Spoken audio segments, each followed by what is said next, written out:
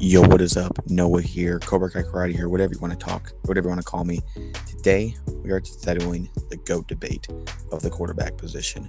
Now, first off, I want to say the GOAT debate, I think, is kind of ridiculous, especially when they only value quarterback. People say only the quarterback is the GOAT of the NFL. I think Lawrence Taylor is the GOAT of football, Jerry Rice. There's a lot of other positions than just quarterback, but in the quarterback conversation, I do not think it's Tom Brady. I do not think it's Peyton Manning. I think it is Aaron Rodgers. If you're having a debate about pure talent, it is him, and it's not even close. We're just gonna get right into this right away.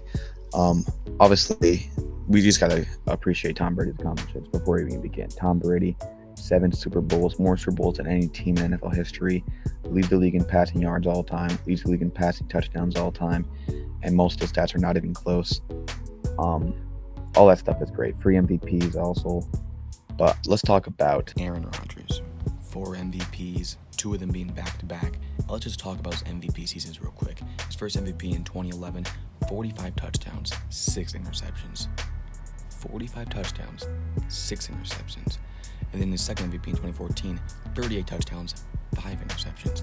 And if you actually look at what actually happened, 4 of the interceptions were not his fault. Only 1 interception all season was his fault. That is crazy. And then we got 2020, 48 touchdowns, 5 interceptions. And then the back-to-back 2021, 37 touchdowns, 4 interceptions. So he has more MVPs than Brady while playing like 4 or 5 less seasons. And also, let's also not forget he is a Super Bowl champion. Also, 59,000 passing yards. And all that's great. Now, people say that doesn't even come close to Brady. That's like, I don't know, 30,000 less more passing yards. How could he even debate this? Well, let's get right into the stats, everybody. So, I want to talk about their stats in their first, compared to the games. Aaron Rodgers played a career game of 231 games. Obviously, Tom Brady played a lot more than that. And we're going to compare their stats compared to that games. So let's get right into it. So in Tom Brady's first 231 games compared to, Aaron Rodgers' career 231 games, he has 59,943 passing yards. Aaron Rodgers, 59,055. So he does have 900 more passing yards. That's good. Let's get into these real stats right now.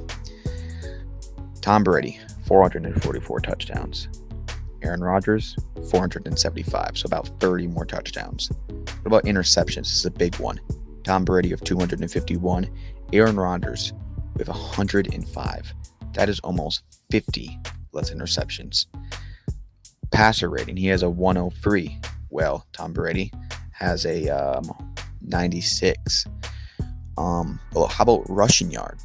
Tom Brady, we all know he's the second coming of Michael Vick. He has a solid 876 rushing yards and 17 rushing touchdowns. Aaron Rodgers, 3,466 rushing yards and 35 touchdowns. He has almost like 7 times or 6 more times more rushing yards than him. And he has about double the rushing touchdowns. So there's that. Now let's talk about Tom Brady's last 241 games. By the way, these stats took me a long time to calculate, so yeah. But let's talk about his last games. And I will admit, these are a lot better. His last 231 games are a lot better. If 64,000 passing yards, that's about 5,000 more than Aaron Rodgers. 489 passing touchdowns, about 10 more than Aaron Rodgers. Interceptions, still not better than Aaron Rodgers, or 129 compared to 105, but it is a lot closer. And then obviously the rushing yards not getting any better. It's like 688 compared to like his 3,000. Then the passer rating is 100.2, as he is still 100.3. So I think it is still very close, and I'm going to give Aaron Rodgers the slight edge of that because of how much less interceptions he has. But let's go into other stats, because we already know what people are going to say. Well, he chokes in the playoffs. But he chokes in the playoffs. He only won Super Bowl. He's been to 4 NFC championships, only when he won 1 and 3 in the championships. Well, I'm glad you mentioned that. Let's get right into these playoff stats. So Aaron Rodgers played 22 playoff games. Let's take Tom Brady's first 22 playoff games. Let's compare this real quick. All right, so Tom Brady, first 22 playoff games with 5,285 passing yards compared to Aaron Rodgers' 6,976 passing yards. over 1,000 plus more passing yards. Tom Brady, 38 touchdowns. Aaron Rodgers, 45 touchdowns. That is, I think, 7 more touchdowns. And then here's another one. Interceptions. Tom Brady, 20. Aaron Rodgers, 18. So he has 2 less interceptions, more touchdowns, more passing yards. And here's another one that I think you guys are going to like a lot. He was sacked 55 times in the playoff. Well, Tom Brady was sacked 39. So there's that. Now, this is a big thing I want to talk about too. The defense. Who had a better defense? So here's Aaron Rodgers' stats. This is how much defense allowed in his 14 seasons as a starter, not including the Jets, obviously, because he wasn't playing that season. It is 5,739 points allowed by the defense. Tom Brady's first 14 seasons was 4,859. That is 1,100 less more points that Tom Brady had to come back from. You understand that? Like, you just imagine how impactful that is, how easy it was, how much more easy it was for him to win. And we're going to get into the weapons and how much weapons they had in a little bit. 1,000 less? And how about the last 14 seasons of his career? It's basically the exact same as 4,878, so about 20 more points. Still not even close to the 5,700 that defense that he had to have. But let's get into our next thing. Another thing I want to talk about, I know a lot of people are going to say it. It's the NFC Championship game. Aaron Rodgers is so bad in the NFC Championship game. And I will admit, he was. Let's look at Aaron Rodgers' stats in the NFC Championship. 1,341 passing yards. This is in the 4 NFC championships he was in. Was 1,300 passing yards, 8 touchdowns, and 9 interceptions. 8 touchdowns, 9 interceptions, not good. And I'll admit that is awful. But let's look at Thomas Brady. Let's look at his first 4 AFC championships. 791 passing yards. That's about 500 less passing yards and 4 touchdowns and 4 interceptions. So he has 4 less touchdowns, but also 5 less interceptions. But he has the exact same amount of touchdowns and interceptions. That is not a good look. But let's look at his next 4 AFC championships. So let's forget the first 4. Let's go on to the next 4 because he was in a lot of championships. So the next 4 he has, it's a bit of an improvement. He has 1,045 passing yards. That's still 300 less than what Rodgers did. And Tom Brady fans, you might want to plug your ears. 4 touchdowns and 7 interceptions. My brother, 4 touchdowns, 7 interceptions compared to 8 touchdowns, 9 interceptions, and 300 more passing yards. Oh, but he chokes in the championship game. Now, I'll tell you why he won that game. He threw 0 touchdowns and 3 interceptions in the Chargers game, and they still went to the Super Bowl. That wasn't until Eli Manning absolutely exposed them in the Super Bowl, which I know Aaron Rodgers lost to Eli Manning in the NFC Championship. I mean, the divisional in 2011, but that's beyond the point. That is embarrassing. Now, I will admit, his next championship games do get better. 9 for 3, 9 for 5. But I don't think that is enough to excuse of this stuff, because now we got to go into the other debate, the weapons debate, of how were the better weapons. Well, let's look at who did Aaron Rodgers have in his career offensively. Let's see here. Jordy Nelson, who's a solid receiver. Davante Adams, even though you only had him for 4 years, 5 years. That's it. I mean, can you guys name anyone else? At least an elite players. I mean, he has solid receivers, but an actual elite receivers. I mean, Jordy Nelson, he's borderline elite, and then Davante Adams obviously was amazing, but that was only 4 or 5 seasons. So that's what he had. Let's look at what Tom Brady had from the beginning of his career. Deion Branch, who was Super Bowl MVP. Wes Walker. Julian Edelman, who was also Super Bowl MVP. Gronk. Randy Moss. Goes to Tampa Bay, gets Mike Evans, Chris Godwin, Antonio Brown. I mean, my gosh.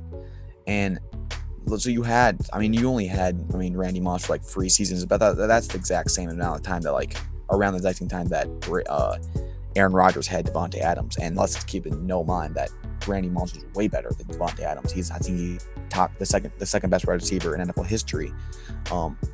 Right side by obviously Jerry Rice. And then you also had Gronk, who was the greatest tight end by far, not even close, not even in debate. So when I hear of all the weapons he had, a better offensive line, which did I say the career sacks? I don't think I said that yet. I got to tell you this. I said the playoff sacks. How about career sacks, NFL? Okay, so yeah, in the 231 games Aaron Rodgers played, he was sacked 523 times.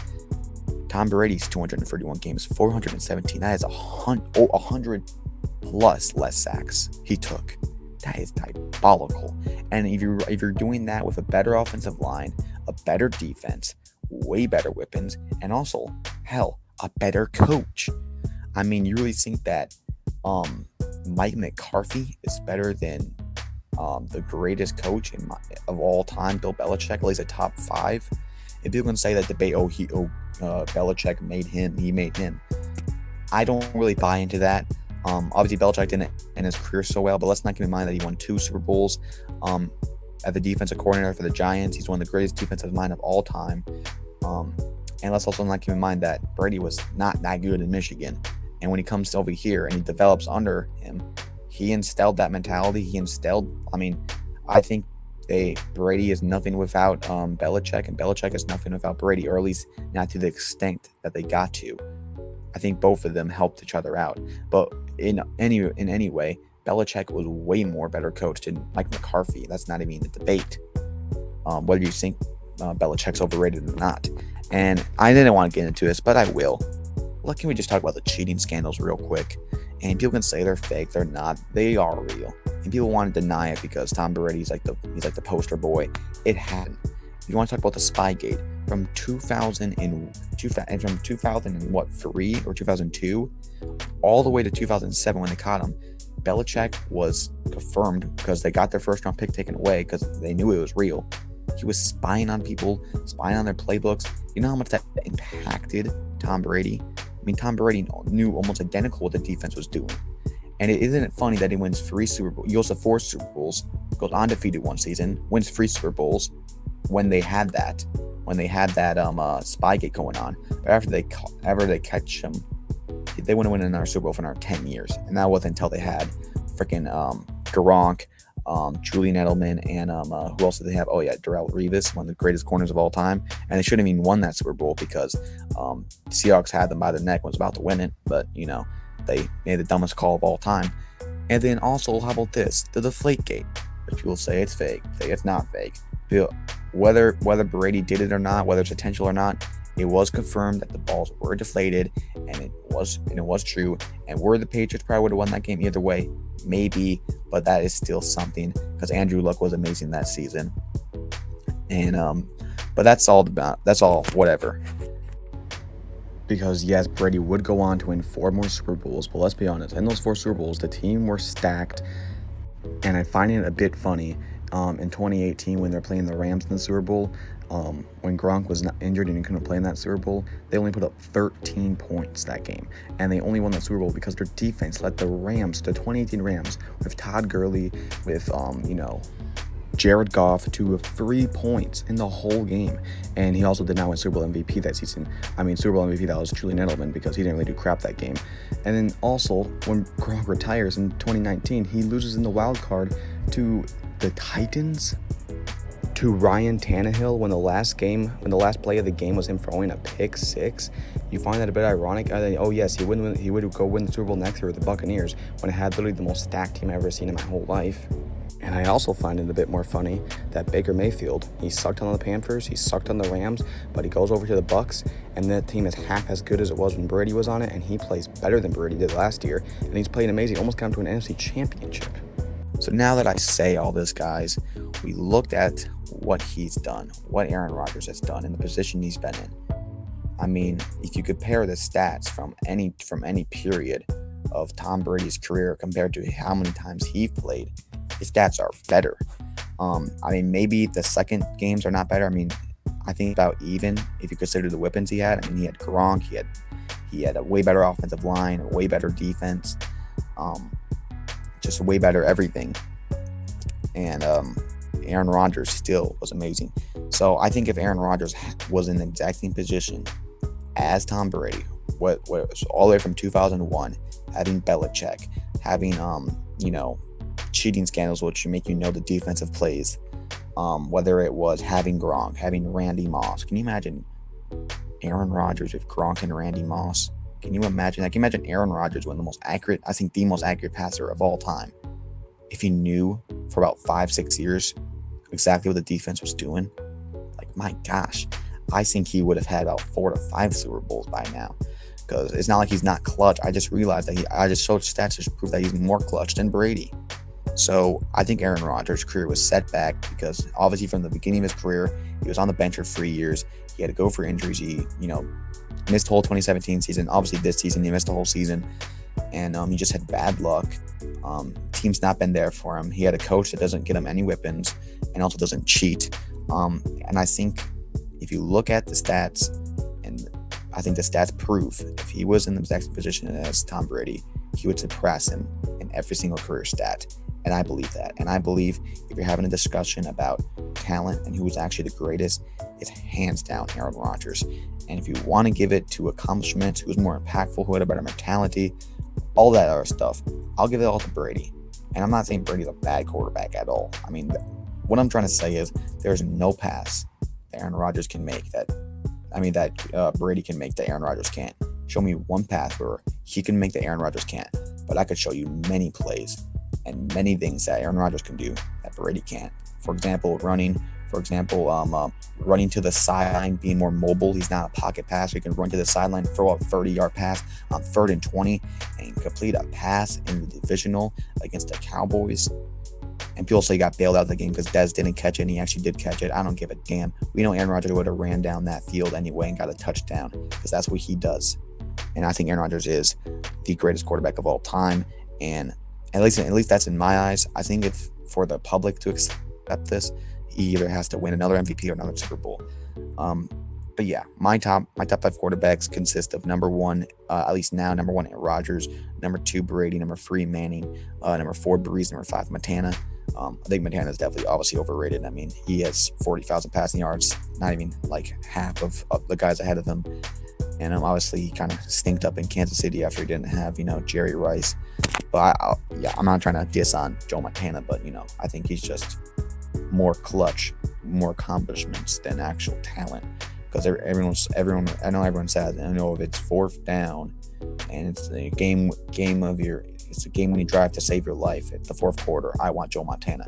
I would agree with you on that, but not every single play is the 4th quarter with the game on the line. It's just simple passes that he kind of failed in for most of his career, especially in Kansas City. But I don't know why I'm even yapping about that. There's my proof. I didn't come on here. There's not a bias. By the way, I am a Giants and I am a Vikings fan. There is no reason in hell I should be wanting him to be, the greatest, because I was there in 2016 when he whooped us in the wild card because Odell Beckham Jr. forgot to catch. And obviously, me as a part of a Vikings fan, he hasn't been so kind to us either.